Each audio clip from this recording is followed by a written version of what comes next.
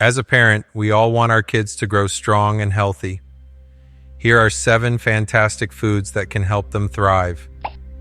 First up, leafy greens like spinach and kale are packed with vitamins and minerals essential for growth. Next, sweet potatoes are not only delicious, but also rich in beta-carotene, which supports vision and immune health. Don't forget about lean proteins. Chicken and turkey are great options that help build muscles. Fish, especially salmon, is loaded with omega-3 fatty acids crucial for brain development.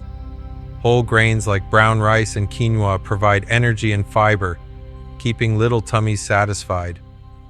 Fruits are a must, too. Berries are antioxidant powerhouses, while bananas offer potassium for strong muscles. Lastly, yogurt is a fantastic source of calcium and probiotics, promoting healthy digestion. Incorporating these foods into your child's diet can set them on the path to healthy growth and development.